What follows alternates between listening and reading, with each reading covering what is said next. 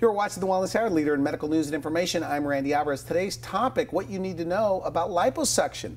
My first guest is an expert on the topic, board-certified dermatologic surgeon, Dr. Amron. Dr. Amron, welcome to the program. Nice to see you, Randy. Hot topic right now, liposuction. Before we get into today's topic, tell us about your practice. I guess this is mostly, what you do, what you focus on. I've been in practice for 15 years in Beverly Hills, and my practice is really based around liposuction surgery. It's the only surgery I do, and I've got a lot to say about it. That's rare to hear that, by the way. You know, doctors from all over the country fly in here, we interview them, and I don't hear a lot of doctors that's all they do. In fact, I hear they don't like doing lipo. Why do you like doing lipo? Well, that's true. You know, I think it's tedious, it's time-consuming. Yes, I think a lot of surgeons really view it as being grunt work, and they do a lot of different procedures. They kind of like don't give as much importance to liposuction as they need to. Okay. I just really enjoy doing it. I enjoy all the ins and outs of it. I think that's incredibly technique dependent, and there's a lot of artistry to liposuction. Okay, now, you know, I love your line that, you know, anybody could make people look good in clothing after lipo, but it's making them look good naked or in a bathing suit.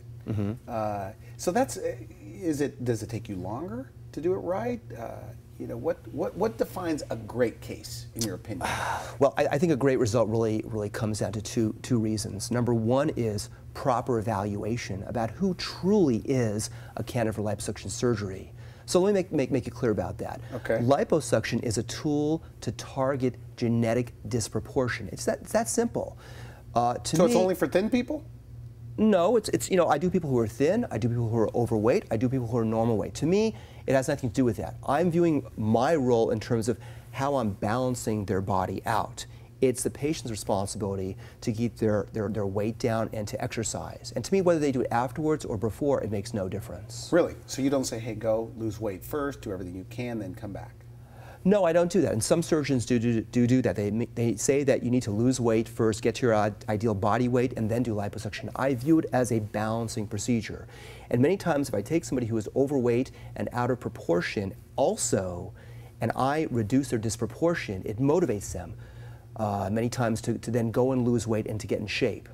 On the other hand, if you take somebody who is overweight and in proportion, and you lipo areas on them, which many times goes on, you actually have done them a huge disservice. You've thrown them out of balance or proportion permanently. Okay. And in the revision work I do, that's a big part of it, so rebalancing a body out. So when the patient comes in, though, on a consult, do they tell you nowadays, you know, this is what I want? And I mean, what goes through your mind when you're evaluating a patient? Yeah, well, again, you know, I think the evaluation is so important. And like I tell patients, you know, make sure in the evaluation, pay attention to how the surgeon's being. Is he educating you? Is he guiding you? Or do you feel sold to with things? When I'm evaluating somebody, first of all, you know, they come in with their wish list of what they want. You told me you don't listen to the patients. But I really don't. I don't even look at the chart to see where they want to Interesting. do it. Okay. I talk about my approach and my philosophy, and I evaluate them comprehensively from their neck down to their ankles, and I make the determination what should be balanced out in them. Because, you know, I'm the expert in this. I'm the one who really should be guiding them, and I'm going to bring up with them what I think should be done. Many surgeons do it the other way around. The person comes in and says, oh, you know, my abdomen bothers me, I'm getting fat there lately. They take a look at the abdomen only, and they say, sure, we'll do liposuction on you. Huge mistake. If you see a surgeon who's not comprehensively evaluating you, they can throw you out of balance of proportion, and that's a very important point. You mean where you'll look odd, maybe in a bathing suit, or what? I mean, help me understand. What do you mean by that? Well, absolutely. I mean, you're going to store fat wherever you have fat tissue remaining. So when the fat is being removed, the tissue is being removed, you're shifting somebody's balance of proportions. You know, there's that point that lipo can make you gain weight in other areas. Well, it's partially true and partially false. And it's true, the fat will go to other areas, and that's why the surgeon has to pay attention to balance of proportion. He can throw you out of balance of proportion.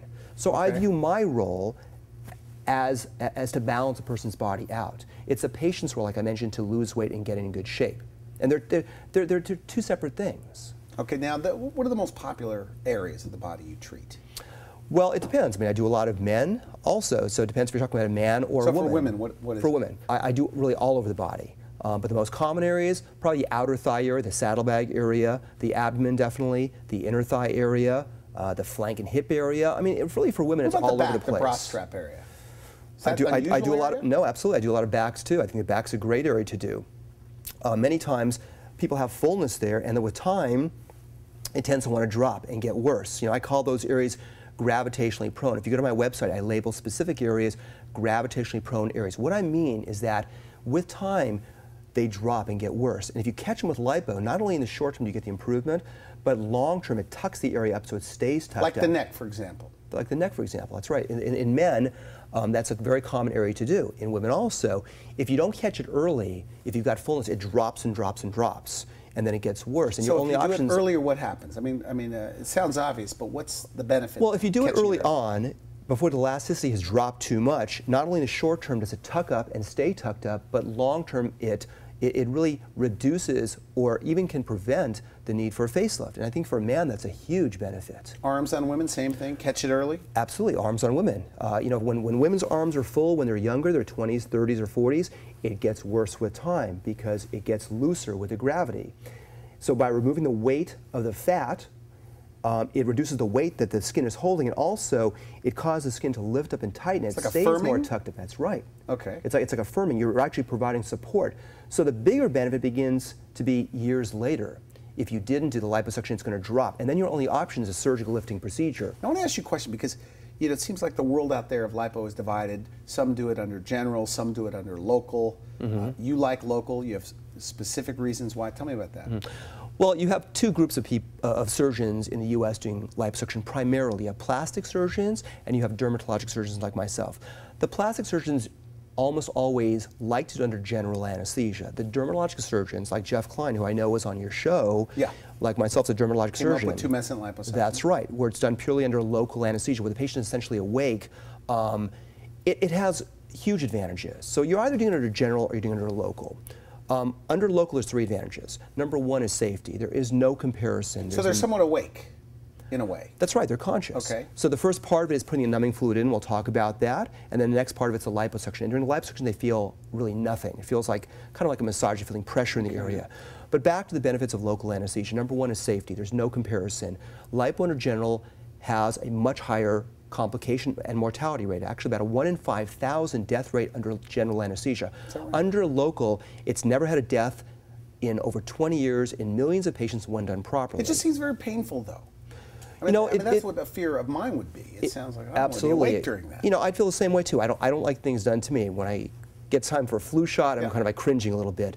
But it really isn't bad. The first part of it is putting a numbing fluid in. So it's not something they complain about, I should ask.